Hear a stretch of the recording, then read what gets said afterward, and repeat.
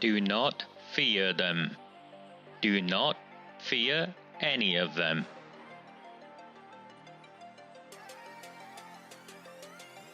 On the 20th of November 2003, James Ignatius O'Rourke McMahon was elected councillor for the Failsworth East Ward of Oldham.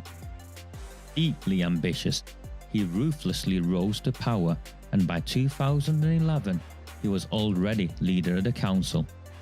In 2015, exploiting a Labour Party loophole, he became MP for Oldham West and Royton. If only the people of the town knew then what they now know. Do not fear them. Do not fear any of them.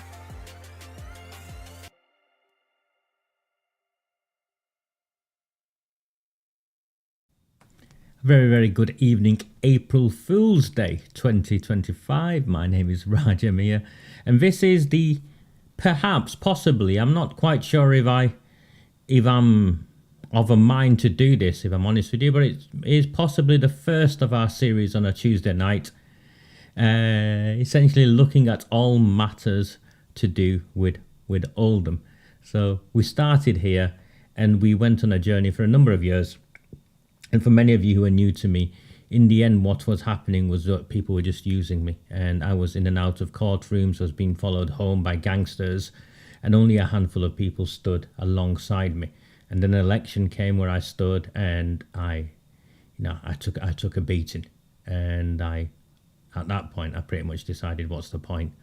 So it is only because dear friends of mine have asked me repeatedly if I'd do something on Oldham, and I don't know if I'm going to do it every week, but today, Tuesday, April Fool's, seemed like the right sort of time to do it. And of course, those of you who saw my April Fool's post on Facebook earlier to do with Arud Shah being arrested, of course it's a joke.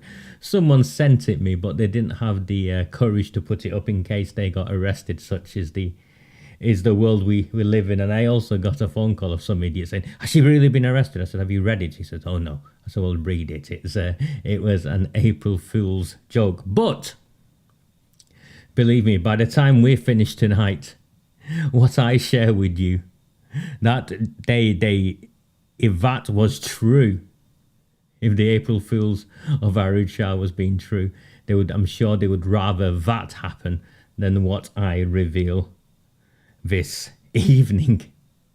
As always, my work is 100% free these days. If you find value, and it's another one of the reasons why I don't do much work in Oldham anymore, is because I've been, people have took advantage of me. So especially if you're in Oldham and you're not subscribed to Red Wall and the Rabble, or you don't support me with a coffee, and I find it really interesting. The demographics of my supporter, I think I can count on one hand the number of individuals from our Pakistani Bangladeshi community who support me. Even though they're forever sending me information, can you do something on this? Can you do something on that? Okay, where do we start? I have been getting fed information from a source within Oldham Council. And they go off the name, and I'll read them to you. I won't bring them up, but I'll read them to you so you can see what I'm talking about. Let me just find it. He says, they used the name Peter Lang, the cricket player. I think it was a South African cricket player. And I know who it is. I've got a firm enough idea of who it is. It's someone who wants to attack the other opposition parties because they're aligned with the Labour Party. So they're trying to use me to attack some of the other opposition councillors and deflect away from some of their own shortcomings, which I found very amusing. So I engaged and entertained with it. And he started off with, "Hi, Raja. And I'll read it. I'll not mention the councillors' names, but I'll read it.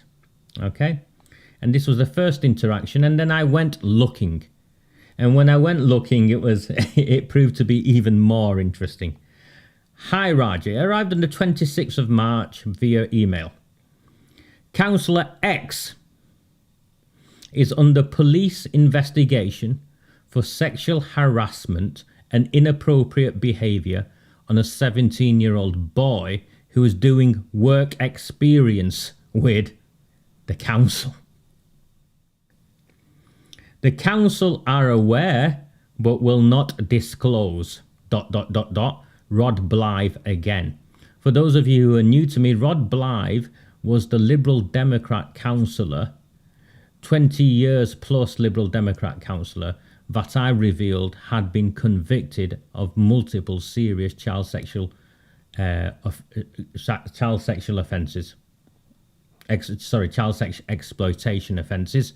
And the council, the police, the Liberal Democrats and the mainstream media, the Manchester Evening News, Oldham Times, all conspired with each other to hide it. I'm not joking. So I revealed that a few years ago. Then, this bit you do know about, because it's in the public domain. Why has Mince's town crier disappeared off the face of the earth? Again, why has this not been disclosed as a police matter? So that is the Shaw town crier. There's some allegations made against him. And from what I can make out from people I've spoken to, it involves at the very least inappropriate words with a child. You know how a town crier has a bell?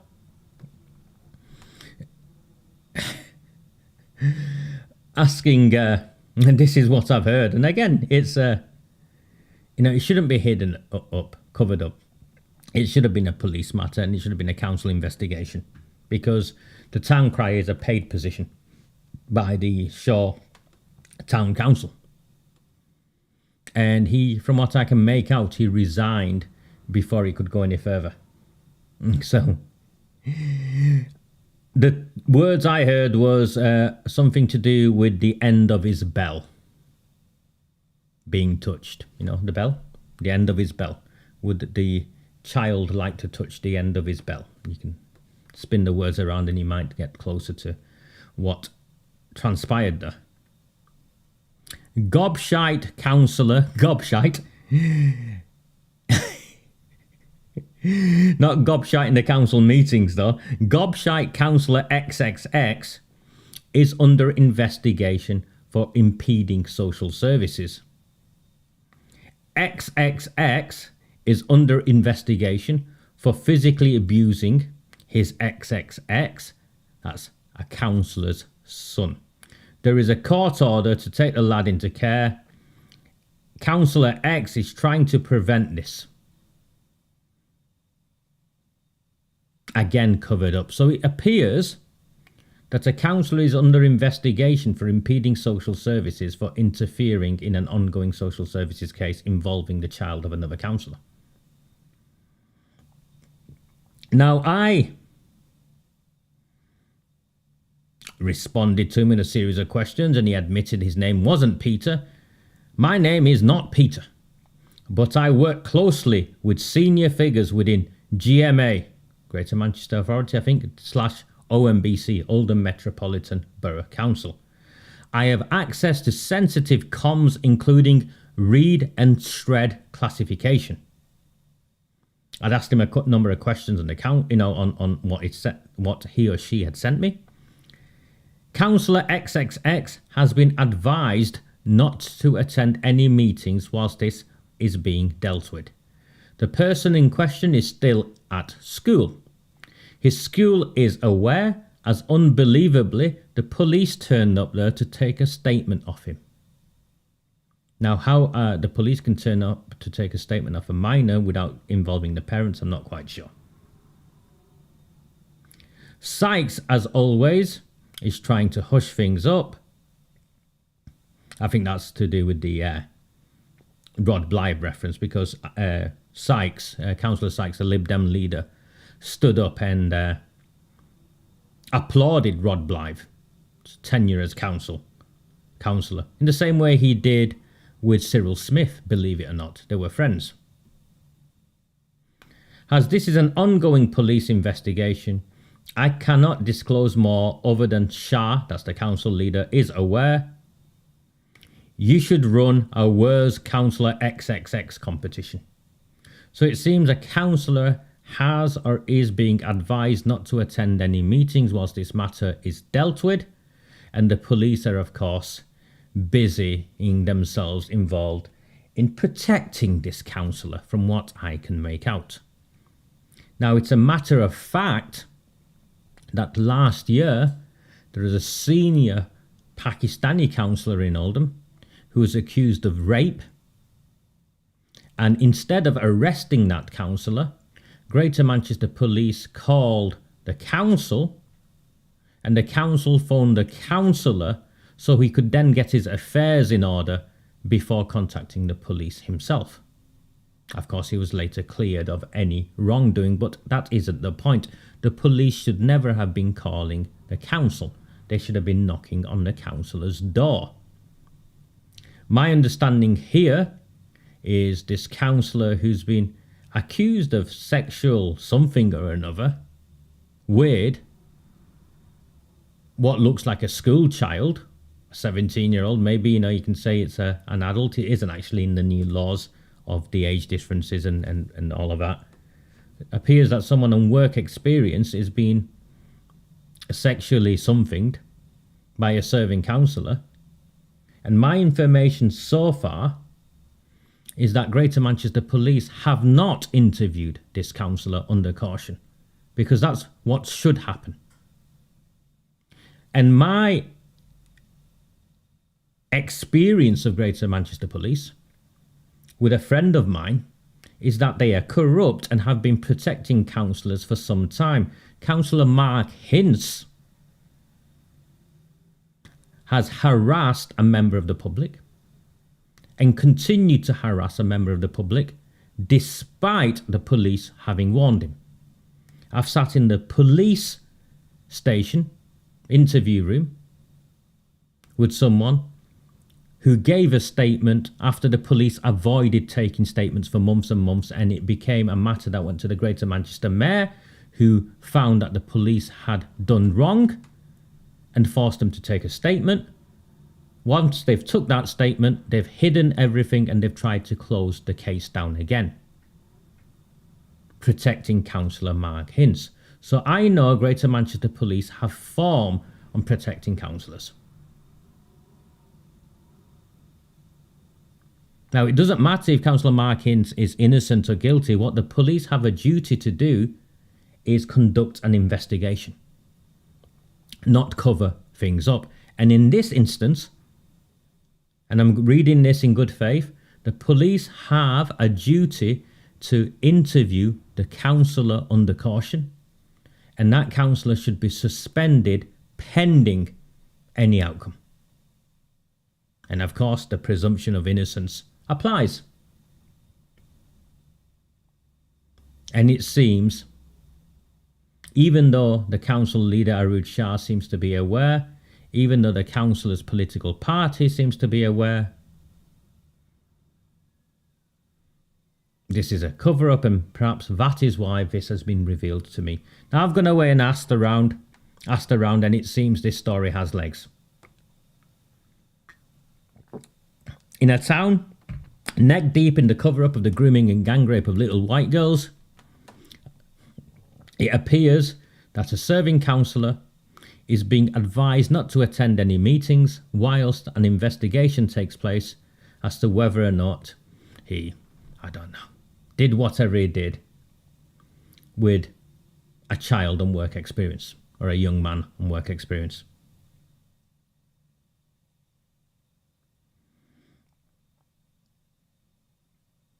When I made reference to the end of a bell, and I knew already about that because it was more or less in the public domain, the response I got is this, and I'm quoting: It's far worse than that. Inappropriate behaviour towards 2 underage girls could be the tip of the iceberg. Again, this is a council, Oldham Council insider, a whistleblower, and it appears that they're reaching out to me because the council is not following its own procedures around safeguarding. If a member of staff, and the town crier is on a paid pay packet, or was, and this took place, they should not be able to just resign. And again, it's the presumption of innocence. An investigation has to take place. An investigation has to take place. And the council-funded Oldham Times, of course, have not reported on any of these matters.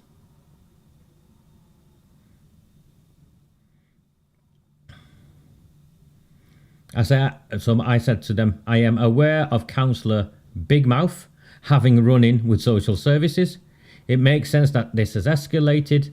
So are we on the same page? Just who is she under investigation from? OMBC standards complaint. So there's a standards complaint against this councillor. And police and social services are involved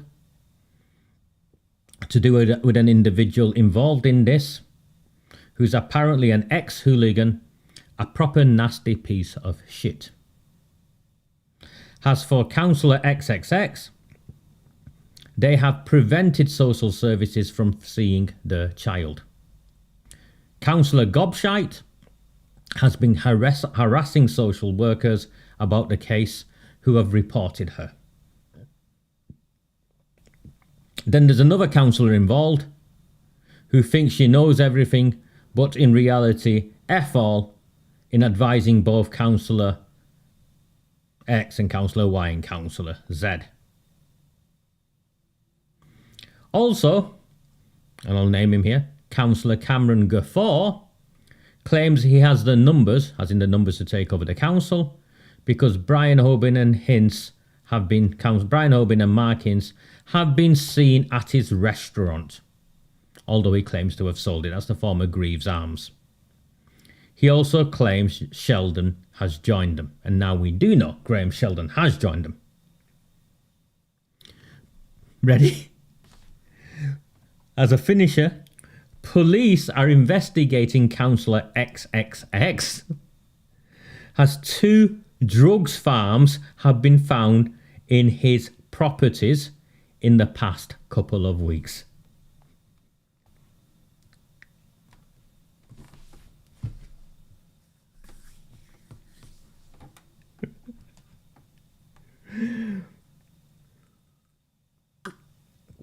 Half an hour ago, I got a message from one of my Glodic sources, one of my Pakistani brethren, who said, oh yeah, it's true about Councillor and the drugs farms. He then wheeled off the name of another councillor at another drugs farm, which was also a HMO.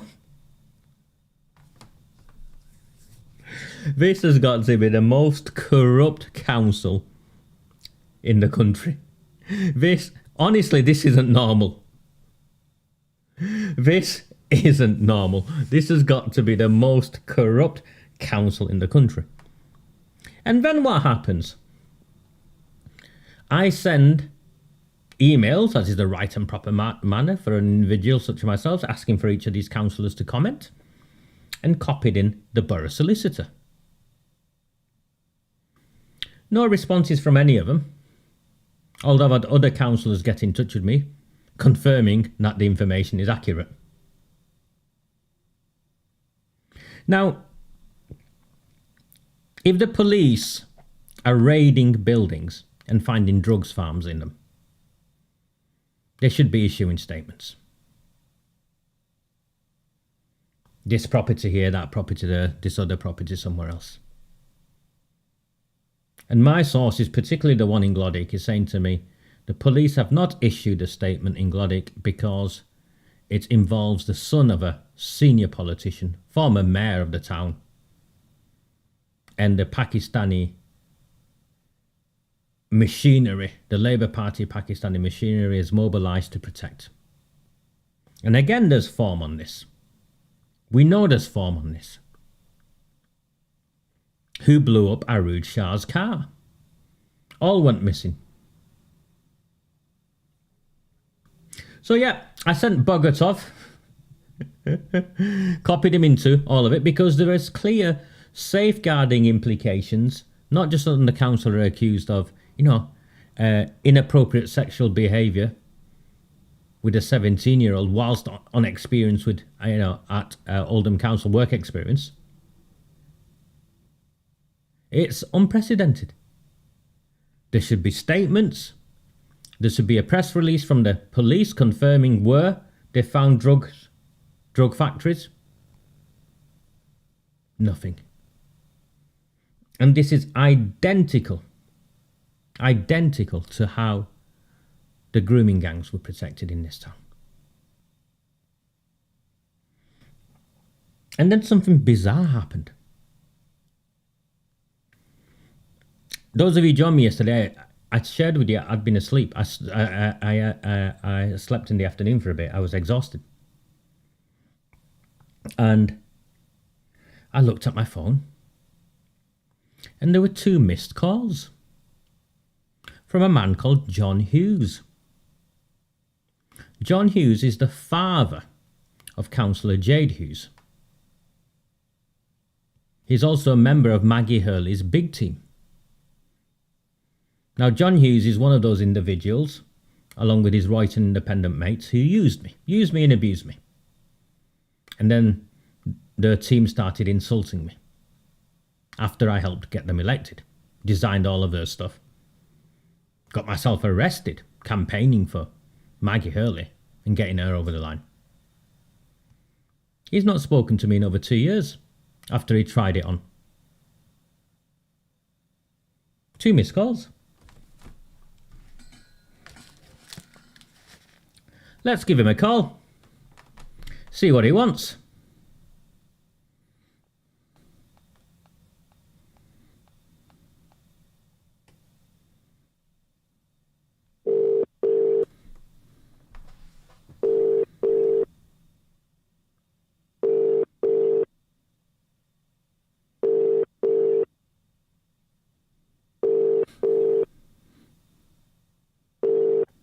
Oh, you're watching, aren't you, John? Not so big now, are you, lad? This is the Vodafone voicemail service for... Not so big, are you? 766-752-173. Please leave a message after the tone. When you finish recording, please hang up or press the hash key for more options. Hey, John Hughes. Raja Miah here. Is there something you want, lad? Why are you phoning me? Prick. Come on, why are you phoning me? You want me for something? Dickhead.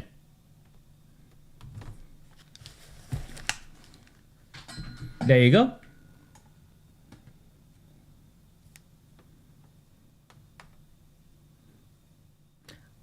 I've faced off gangsters who wanted to kill me, Islamists who wanted to hang me. Do you think I'm scared of some prick phoning me up? What do you want, John Hughes? I've not written a letter to you. I've not emailed you. I've emailed a series of councillors and copied in the borough solicitor. You're not an elected official. You don't work for the council. So why are you contacting me?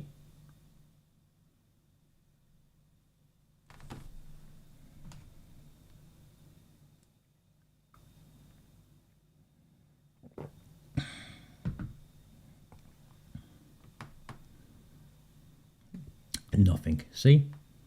All this big talk. They're all talk. This is a liberal Western democracy. We are allowed to ask questions of our elected officials, and it's got nothing to do with the boyfriend girlfriends, fathers, or anything else. And those of you who've been on this journey with me will know why I'm angry.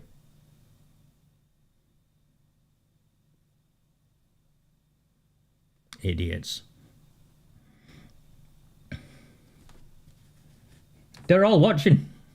100%. Hiya, Maggie Hurley. How's your big team?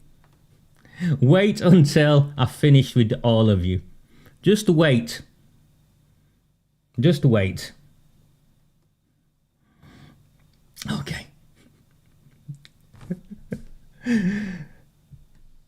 If you're finding value, thank you for the super chat. If you're finding, he ruined my nap. At the second time he called me, I mean, the first one I missed, I was asleep. I must have rejected the call whilst I was having a snooze.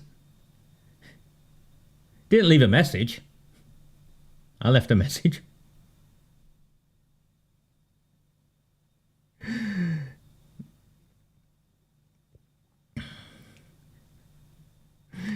If you're finding value, there's a webpage I publish all of my content on, redwallandtherabble.co.uk. I spoke to Gary this morning. He said, Raja, you were laughing last night that you only got 3 subscribers and people might take it the wrong way. No, I was laughing because I couldn't believe I'd got 3 people to sign up.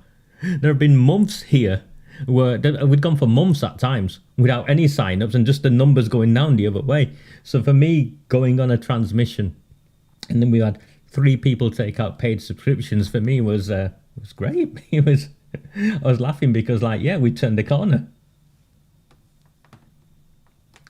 So please do take out a subscription if you can, even if it's the free one. I want to get the numbers to 5,000 and we've just passed 3,000, not as in paid, but mainly free, but we've just passed 3,000. So I'd like to get to 5,000. If you're here, take out a subscription. Someone asked, they've changed their email. You can just log in with your old email and change it. If you can't change it, drop me a message, mate, on my email, which I'll put up here again. It's the easiest one to get hold of me on, or it's the easiest one for me to type anyway.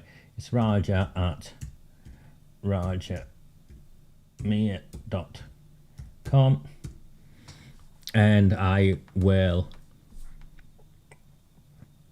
change it at my end. I changed it at my end for someone else who'd changed their email last couple of days ago. They are cowards, man. That's what they are. They've all been nothing but cowards. Used me, exploited me, had me risk my life for supporting them. As soon as they got in, the promise was that they would continue to financially support me because I'd help them get in, and in return I'd advise and support them. As soon as they got in, they cancelled the direct debits and found ways of how to abuse me, demonize me, and make out that I was the bad person. What you're seeing is what I am. This is what I've been throughout this entire journey. I keep my word. I'm true to my word. And what I'd asked, what the agreement with Maggie Hurley was, what the agreement with Mark Hince was, and the other independents was that I would help them get in, and they would help do 2 things. One is a vote of no confidence in the running of the council, and the second thing was a public inquiry. They did neither, but they take the money. They take the money. Speaking of money, let me see if I can find it here.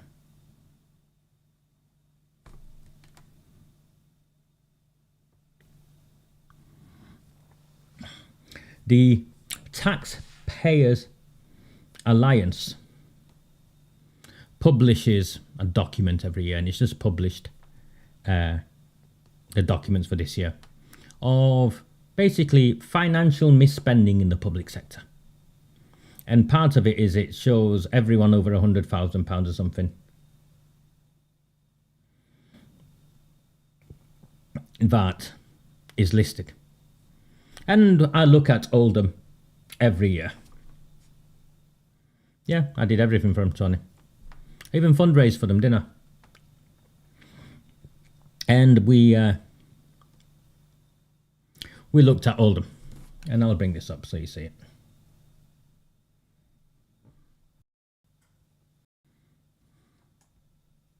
And here you can see Oldham, Northwest, and there's a whole host of, positions like chief executive, managing director, undisclosed salaries. There shouldn't be, nothing should be undisclosed. You can see so many undisclosed positions. That's completely wrong. So a freedom of information request will fix all of that. So we will run a workshop on a freedom of information request at some point soon, and that will fix all of that. But this is the bits I want to show you.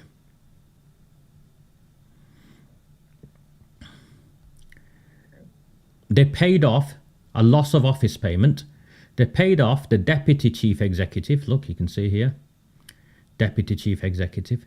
When they left, and I think it's Saeed Osman, when they left, a loss of office payment of £97,000 was paid of your money, people in Oldham.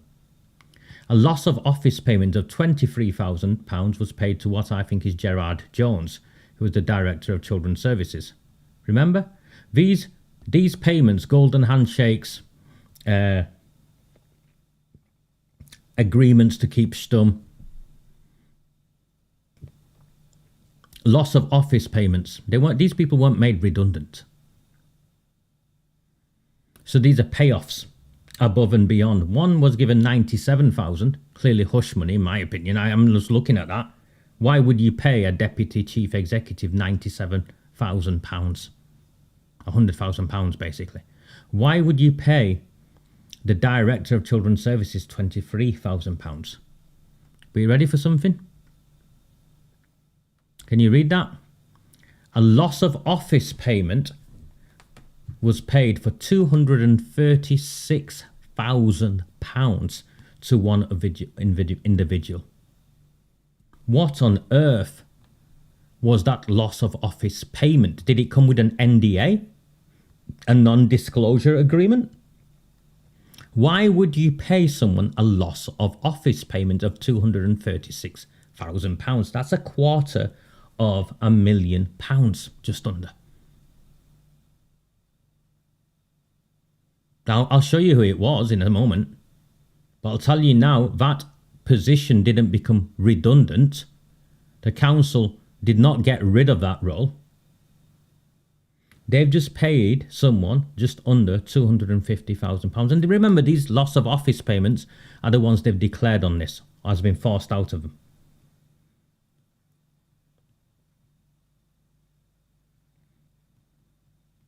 That is, of course, Gerard Jones, who got the £23,000. And he was named, effectively, wasn't he, in Andy Burnham's assurance review for preventing survivors from giving testimony. He'd relayed information to the investigators that if they tried to interview one of the survivors, it wouldn't be good for her mental health. And he'd made that assumption all by himself. Good evening. You're joining us late. No, not Dirty Harry.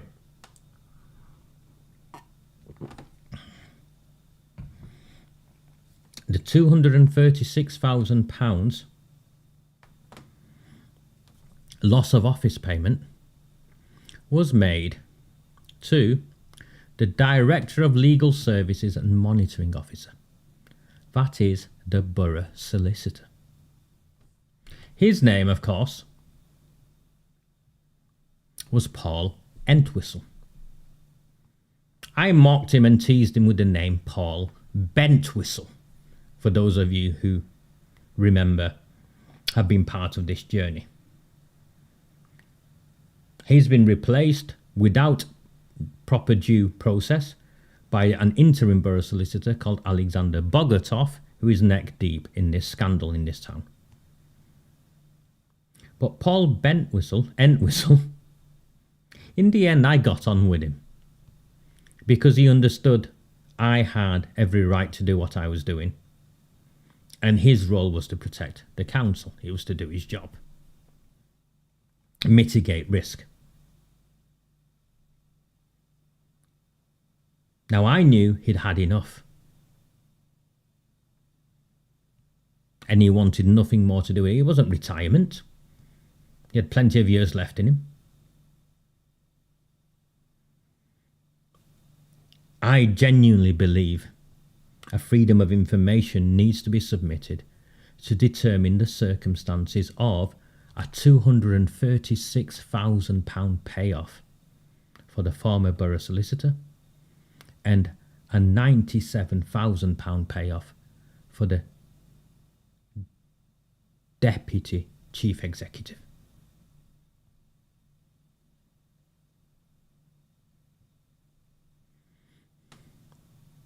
Did someone say samosa? If you are finding value in my work, this is pretty much what I did for 5 years every week. And we did not struggle for content at all during any of those weeks. In fact, some of the weeks there'd be more transmissions, more broadcasts, and we'd call them emergency transmissions. And the red sign would come up and you'd get this noise, remember?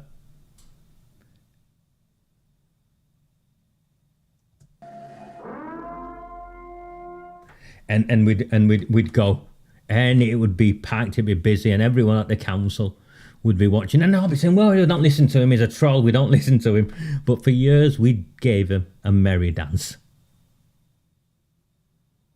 For years, we gave him a merry dance. Am I not turn that off? Let me turn that off.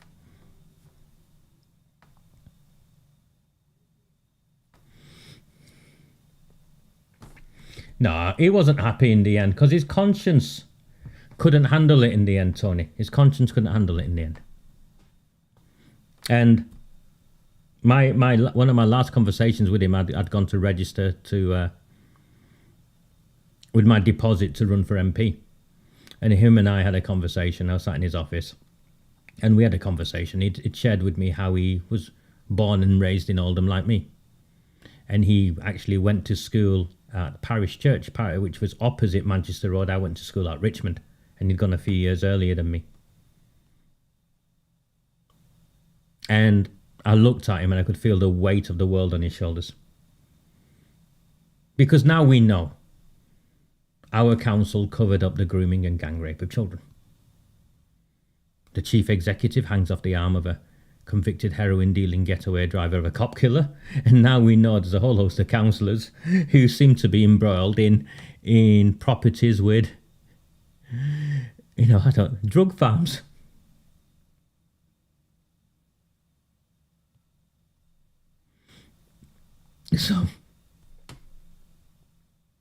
So there we go. One last bit for you. He says last bit. So there's a guy called Paul Eric. He's the interim chair of Reform. I ain't got time for Paul Eric at the moment, if I'm honest with you. A number of reasons. One is the Reform Facebook page. It's just race baited. I ain't got time for it. It's horrible. And as a supporter of Reform and friends of mine in Reform, I don't think it's doing anyone any favours. The second reason is he got in touch with Reform in Tameside to try and warn them off any involvement with me, even though I live in Tameside. If I want to get involved with a political party, what business is it of his? He's a millionaire businessman who spends most of his time in Scotland building houses or whatever it is. And he picks up on stories long after people have looked at him and then he tries to write him and recreate him as his own.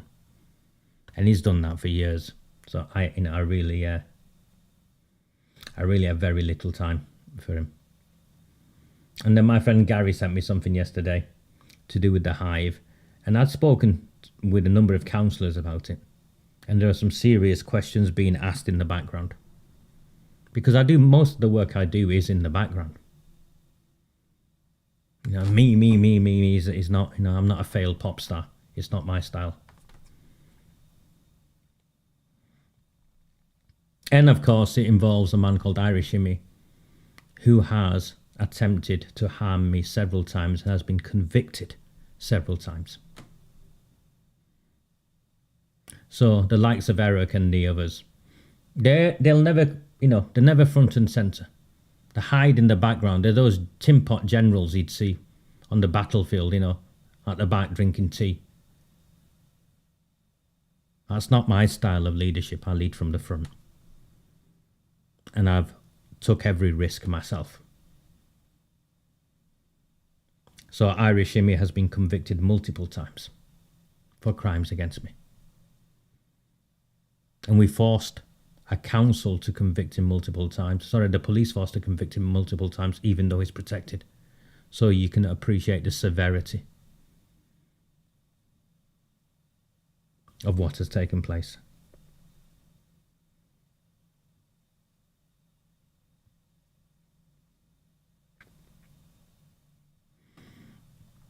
There's something called the Hive in Oldham. It's in Spindles. It's a co-working space. Now, it's been refurbished. I've been somewhere near it, had a look around, and it's had millions spent on it. It genuinely has. It's had millions spent on it. And somehow Hive, the council, have outsourced the running of this co-working space to some Pakistani guy, I think, from Tameside, who's linked to the Labour Party. He runs this enterprise called Upturn or something. It's all very unusual, let's say. All very unusual. And what you're meant to do is, if you run a business, you can rent a desk there, rent a space there. And there's other like-minded people. I've worked in co-working spaces. I took great value before COVID came along. Maybe if I ever earned enough money again, I'd go back. I wouldn't. It's just easier to work from home. But you understand. It's nice to be around other people.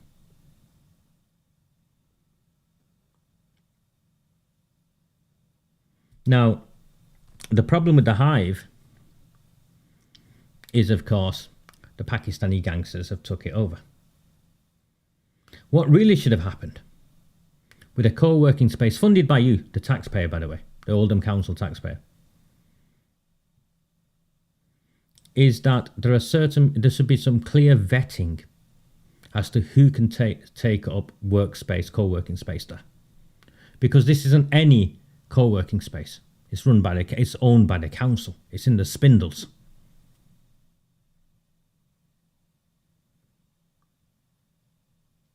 Which is a shopping centre the council bought, refurbished and kitted out the top floor for £100 million to make their own offices. So the people who are registered there should be police checked, should be vetted. Irish Immy, that's Arood Shah's, chauffeur, shall we say, drives her around in a Bentley. Seen shopping with her all the time. The relationship between him and her is an interesting one. She claims it's a childhood friendship. It doesn't stack up, but that's a story for another day. This guy has registered his business at the Hive. And not only has he registered his business at the Hive, he's done this. He's posted about it. That's him there. Dale Cregan's getaway driver, convicted heroin dealer, convicted violent criminal. I think he was a failed Viagra salesman at one point.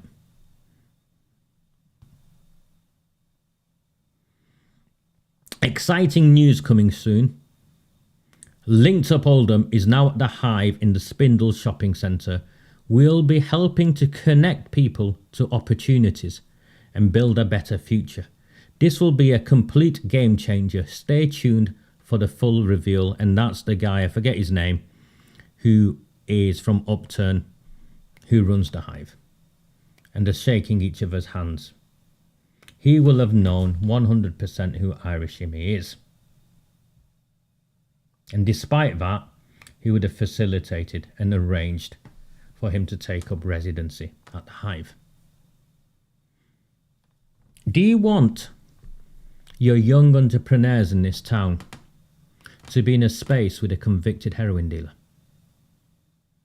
And then the question is, if they allow a convicted heroin dealer in that space, what's stopping them from allowing a convicted child sex offender in that space.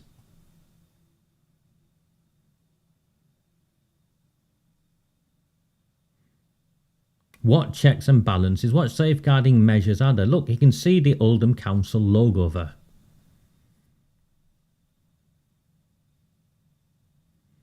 As for his suit not fitting him,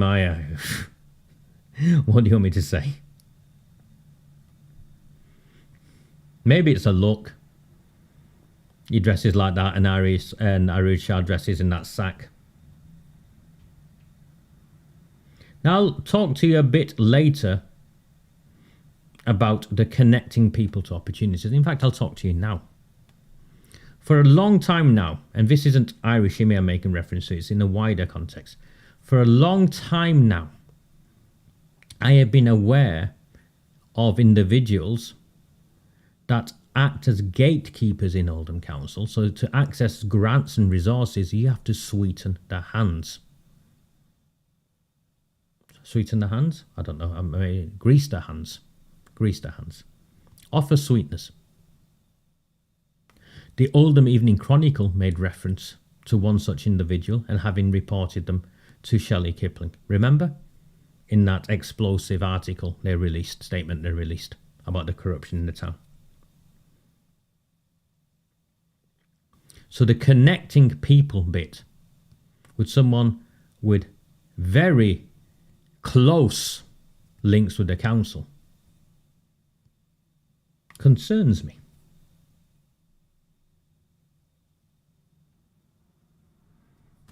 And so it should concern you.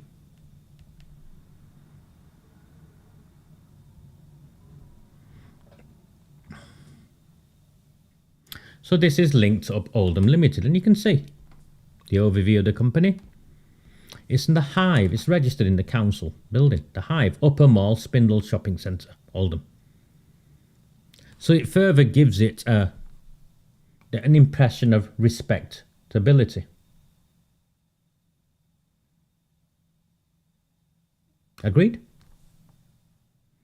There are 3 people attached to it. Mohammed Imran Ali, that's him. A guy called Akib Fiaz, which I'll get to. And Marvin Greaves. Now, Mohammed Imran Ali has a total number of 5 appointments. Linked up Oldham, Shamrock Showdown Fight Club Limited, Go Blood Limited, Cleaning Solutions Oldham Limited, Elixir Investment Group Limited,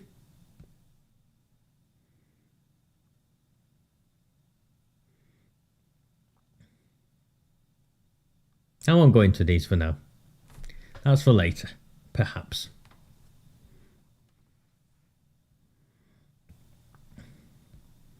And the other 2, Marvin Greaves and Akib Fiaz. So Marvin Greaves is this man. That's Marvin there at the front, if you can see him. He does all the boxing with the kids. Fighting his corner. Boxing club comes out fighting over accusations. The owner of Oldham's newest boxing club, and this is an article from 2011, is fighting his corner after being refused affiliation to the Amateur Boxing Association.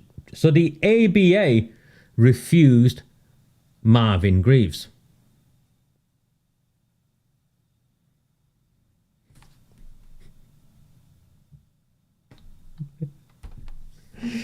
Yes. So the ABA refused Marvin Greaves. And he's a pro boxer, Marvin Greaves, who runs Team Greaves Boxing Club in Bourne Street, was disgusted by accusations that the club has been involved in unlicensed boxing events, has shown total disregard for public safety, and allowed women to box with men. The Northwest Region Amateur Boxing Association dismissed Team Greaves' application because it said it had significant evidence that clearly indicates bad practice in the sport. The association would not reveal what the evidence was.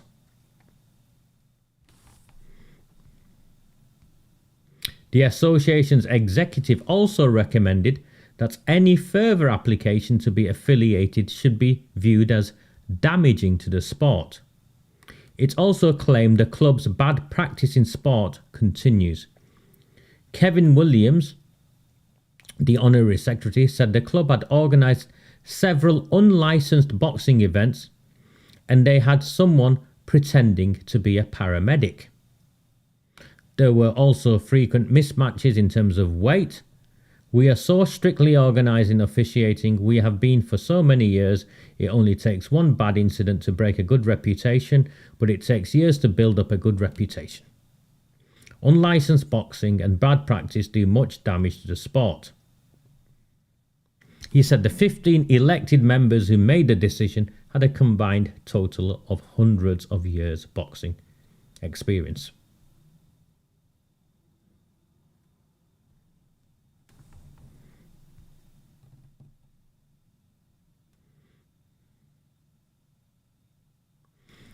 Mr. Greaves confirms, I did do unlicensed boxing years ago, but it was always for charity, so it's okay. People think I'm a nobody, but I'm just trying to help people keep fit.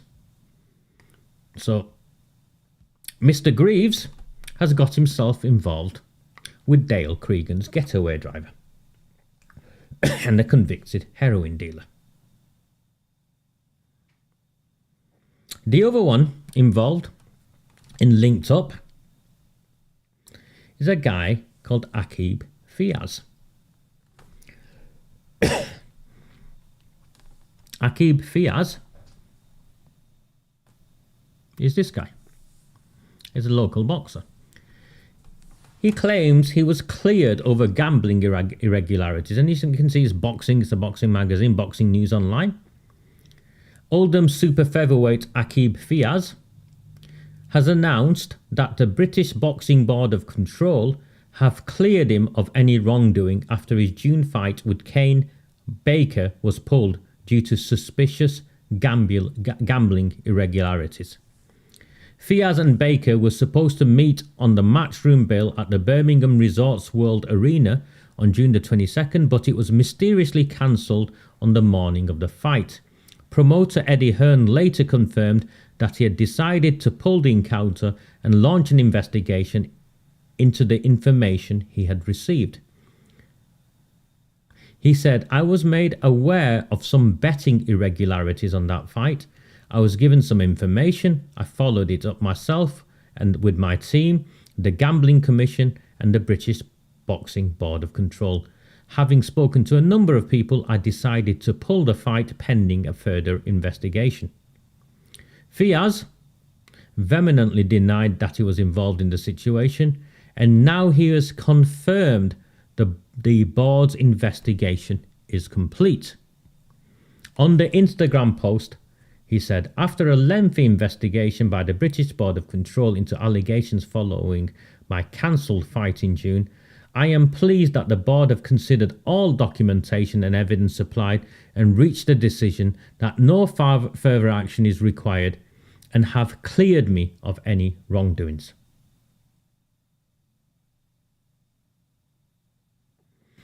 I always maintained that I had no involvement or knowledge of any of the allegations surrounding that fight, and the evidence I and others provided to the board demonstrated exactly that.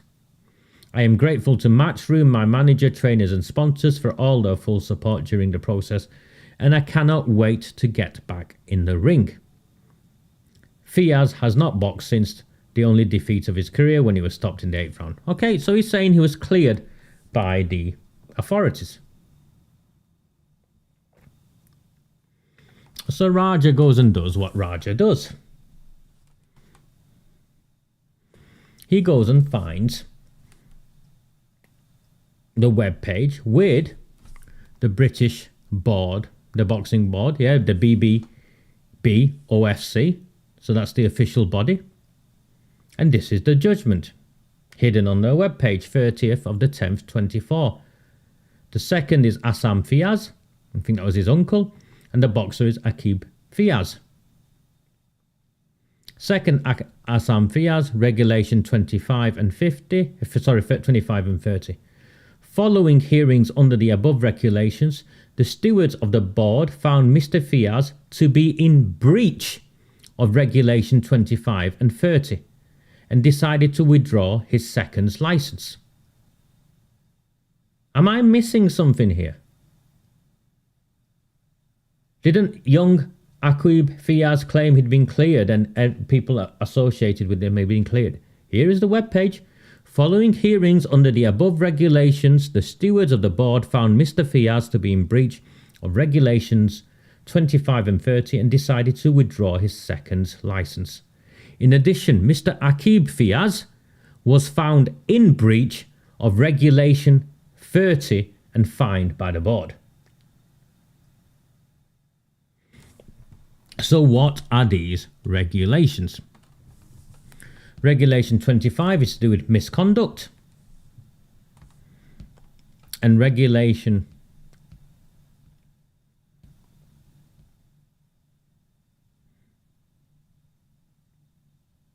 30 is to do with betting.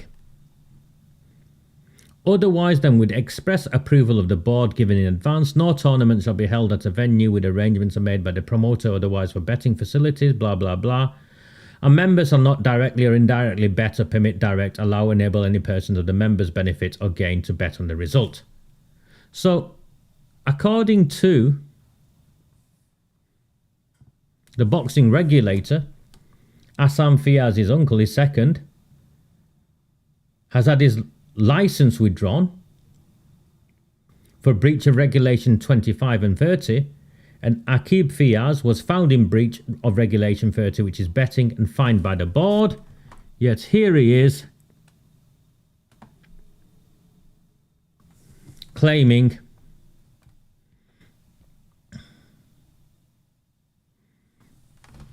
after a lengthy investigation by the British Board of Control into allegations following my cancelled fight in June, I am pleased that the board have considered all documentation and evidence supplied and reached a decision that no further action is required and have cleared me of any wrongdoings.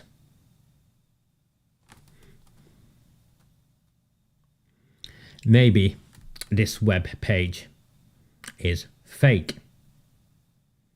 I'll press the main heading.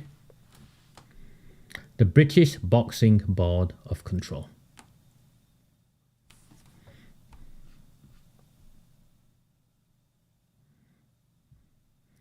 For those of you new to me, my name is Raja Miah. This is some of the work that I do. I have no issue with this young man. I have no issue with Marvin or Melvin. I do have an issue with why they've decided to get into a relationship with a convicted heroin dealing getaway driver of a cop killer, and why he has been allowed to register his business in essentially council tax public funded offices, because I think it's completely inappropriate. And I'm extremely concerned by what the purpose of that business is, knowing what I know about Oldham, and also you knowing what you know as a consequence of the statement made by the editor of the Oldham Evening Chronicle a few weeks ago.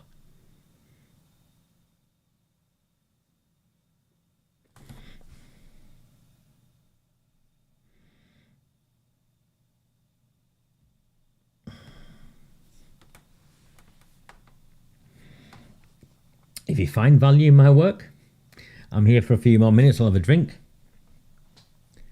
And if you found value in this, in the Oldham work, you know, I'm looking at you, there's 566, I can do this. I can add it, I can do this. It's only if it's of value to you and it's of value to me. And that isn't monetary value, it's value as in when our numbers grow. And those who take value in this then support me in my work for a public inquiry into the cover-up of the gang rape of children.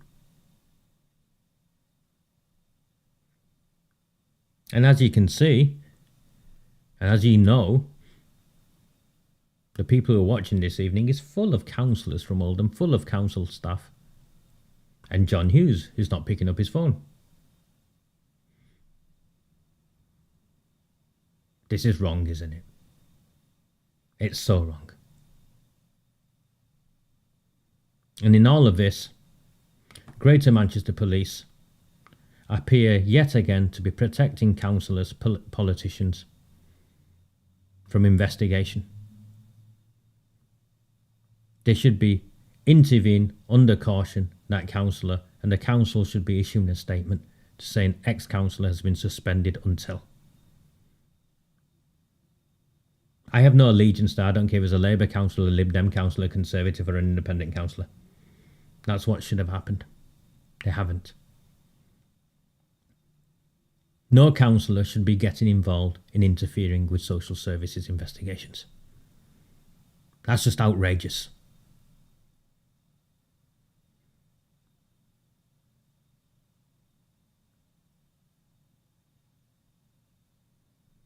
And if a councillor themselves is in a family setting where their own child is deemed to be at risk or of concern to social services, then I question on what capacity they are elected and representing the rest of us. And as for the drug factories in multiple properties all over the town to do with various councillors, former mayors, what do you expect in a town where the leader of the council hangs off the arm of a convicted heroin dealer who's now set up shop in the council offices?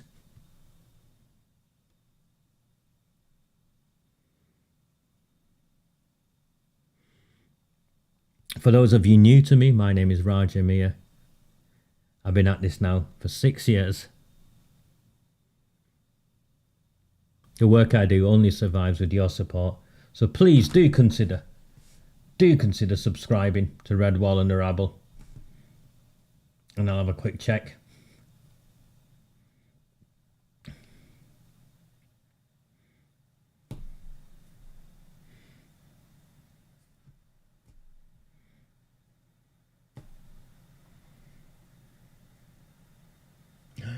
Oh, none today. None this evening. Never mind.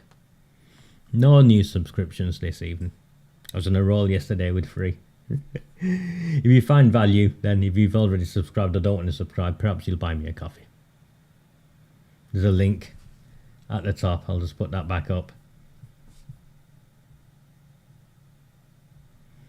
buymeacoffee.com/Recusant9, or use the PayPal link, or you can super chat. It's nice of Lee and some of the others. I didn't thank the gentleman yesterday who donated a massive chunk of Australian dollars. I think it translated to £50 for, which for me is an obscene amount of money, so thank you. I saw it afterwards.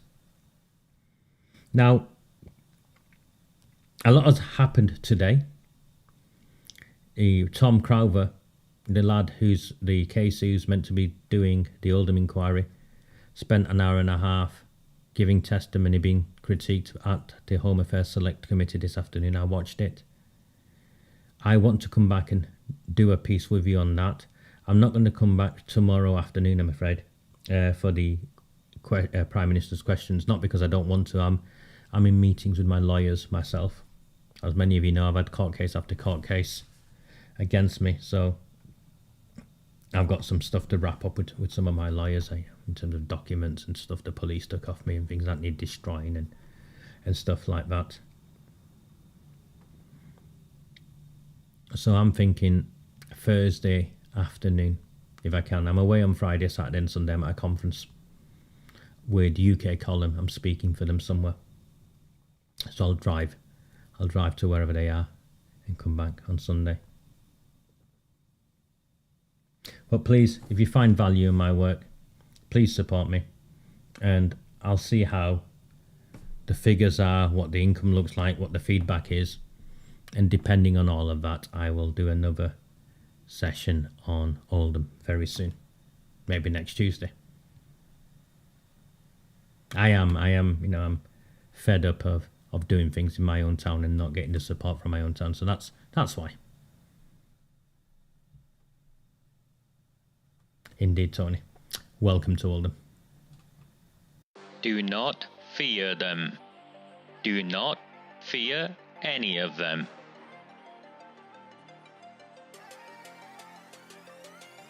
On the 20th of November 2003, James Ignatius O'Rourke McMahon was elected councillor for the Failsworth East Ward of Oldham.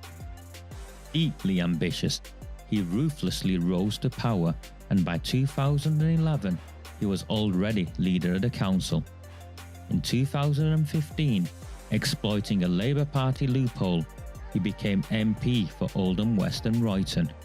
If only the people of the town knew then what they now know. Do not fear them. Do not fear any of them.